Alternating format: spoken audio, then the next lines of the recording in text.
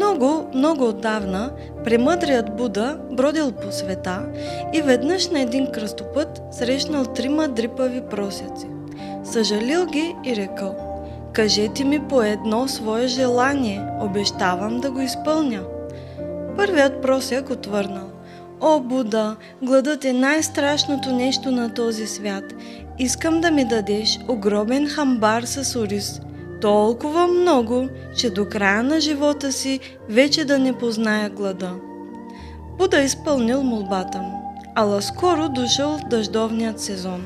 Налетял страшен тайфун, разрушил хамбара и разпилял половината зърно.